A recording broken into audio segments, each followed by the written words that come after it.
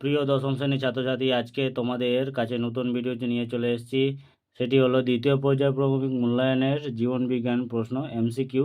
জীবনের প্রবাহমানতা থেকে এখানে পার্ট 3-র প্রশ্নগুলো তুলে ধরছি। এর আগে পার্ট 1 পার্ট 2 আমি এখান থেকে এমসিকিউ প্রশ্নগুলো তুলে ধরেছি। পার্ট 3 যে প্রশ্নগুলো গুরুত্বপূর্ণ রয়েছে সেই সমস্ত প্রশ্নগুলো সম্পর্কে আলোচনা করব। তো চলো আমরা দেখে নিই গুরুত্বপূর্ণ প্রশ্নগুলো কি রয়েছে। প্রথমে দেখো 1 নম্বর প্রশ্ন, ডিম্বাণু উৎপাদনের পদ্ধতিকে বলে ড্যাশ। এই প্রশ্নের উত্তর হচ্ছে উজেনেসি।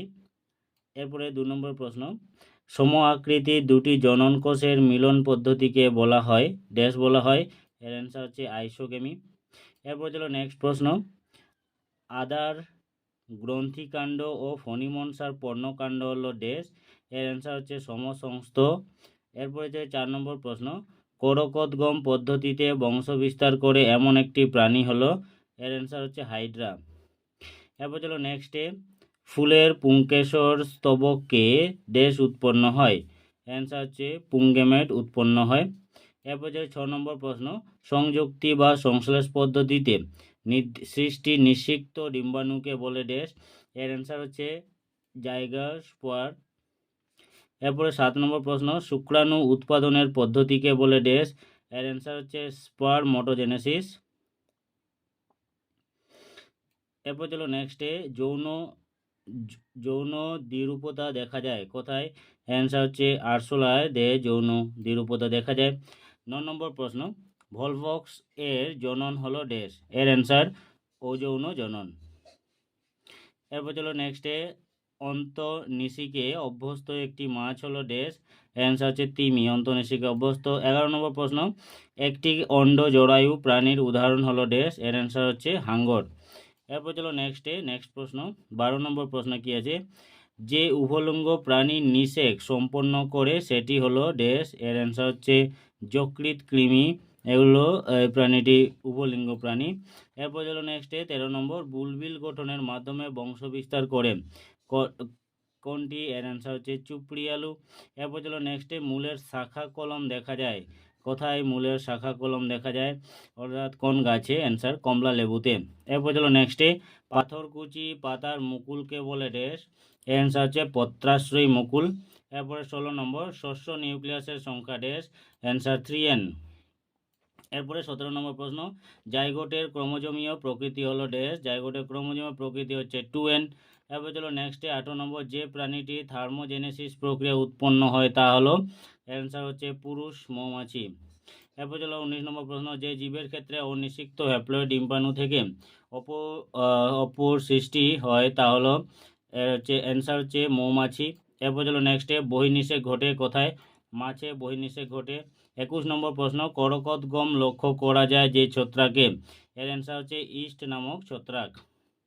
এরপর চলো 22 নম্বর প্রশ্ন, মূলজ মুকুল দ্বারা বংশবৃদ্ধি করে কোন প্রাণী কোনটি। এর অ্যান্সার হচ্ছে পটল। পটল গাছ মূলজ মুকুল দ্বারা বংশবৃদ্ধি করে। 23 নম্বর প্রশ্ন, আখ যে প্রকার শাখা কলমের সাহায্যে অঙ্গজ বিস্তার করে তা হলো ড্যাশ। এর অ্যান্সার হচ্ছে কাণ্ড। এরপর চলো নেক্সটে, পাখি গরু ইত্যাদি প্রাণী নিষেক প্রক্রিয়াকে বলে ড্যাশ। এর অ্যান্সার হচ্ছে অন্তঃনিষেক প্রক্রিয়া। এরপর চলো নেক্সটে, যৌন ও যৌন অঙ্গজ এই 3 পদ্ধতি জননে সক্ষম কে। Answer Hydra. এরপর চলো নেক্সটে 26 নম্বর প্রশ্ন, জরায়ুজ অঙ্কুরোদ্গম ঘটে এমন একটি উদ্ভিদ হলো ড্যাশ। এর অ্যান্সার হচ্ছে গড়ান। এরপর চলো নেক্সটে, একটি সম্পূর্ণ সমাঙ্গযুক্ত ফুল হলো ড্যাশ। অ্যান্সার ধূত্রা। এরপরে 28 নম্বর প্রশ্ন, একটি অসমাঙ্গ ও উভয়লিঙ্গ ফুল হলো ড্যাশ। অ্যান্সার হচ্ছে অপরাজিতা। এরপর চলো নেক্সটে 29 নম্বর প্রশ্ন, একটি অসম্পূর্ণ সমাঙ্গ এক লিঙ্গ ফুল হলো ড্যাশ। অ্যান্সার হচ্ছে কুমড়ো। এরপর 30 নম্বর প্রশ্ন, একটি সম্পূর্ণ সমাঙ্গ মুক্ত দল হলো ড্যাশ। অ্যান্সার হচ্ছে জবা ফুল। 31 নম্বর প্রশ্ন, আদর্শ ফুলের অত্যাবশ্যকীয় স্তবক হলো ড্যাশ। এর অ্যান্সার হচ্ছে পুংকেশর ও গর্ভকেশর। এরপরে 32 নম্বরে, রক্তদ্রণ অর্কিড আকন্দ হলো ড্যাশ। অ্যান্সার হচ্ছে পতঙ্গ পরাগী ফুল। এবারে 33 নম্বর প্রশ্ন, শাকালু পটল রাঙ্গালু মূলের সাজে ড্যাশ প্রক্রিয়া বংশবিস্তার করে? এর অ্যান্সার হচ্ছে অঙ্গজ জনন প্রক্রিয়া বংশবিস্তার করে। 34 নম্বর প্রশ্ন, দিনেশেক ঘটে ড্যাশ উদ্ভিদের? এর অ্যান্সার হচ্ছে গুপ্তবীজী উদ্ভিদের দিনেশেক ঘটে। এরপরে 35-এ পাখির সাজে পরাগযোগকে বলে ড্যাশ? এর অ্যান্সার অরিনিথিফেলি। এরপরে 34 নম্বর প্রশ্ন, মানব বিকাশে বয়ঃসন্ধিকাল পর্যায়কে বলে ড্যাশ? এর অ্যান্সার হচ্ছে ঝঞ্ঝা বিক্ষুব্ধকাল। 37 নম্বর প্রশ্ন, বৃদ্ধি শুরু থেকে শেষ পর্যন্ত সময়কাল যখন বৃদ্ধি দ্রুতালয়ে চলতে থাকে তাকে বলে ড্যাশ? এর অ্যান্সার হচ্ছে গ্র্যান্ড পিরিয়ড। এই প্রশ্নের অ্যাপ্রোপ্রিয়েট অ্যান্সার হচ্ছে কি গ্র্যান্ড পিরিয়ড। এরপর চলো নেক্সটে, শব্দ আলো চিনতে পারে মানব বিকাশের যে দশায় তা হলো ড্যাশ? এটা হচ্ছে সদ্যজাত। তারপরে 39 নম্বর প্রশ্ন, পুরুষদের ভারী কণ্ঠস্বর সৃষ্টি হয় যে অঙ্গের বিকাশে তা হলো ড্যাশ? অ্যান্সার হচ্ছে ল্যারিংস। ল্যারিংসের কারণে কণ্ঠস্বর ভারী হয়। তারপরে 40 নম্বর প্রশ্ন, অর্থাৎ এখান থেকে এই অধ্যায়ের শেষ প্রশ্ন, বায়ু পরাগে পুষ্প হয়?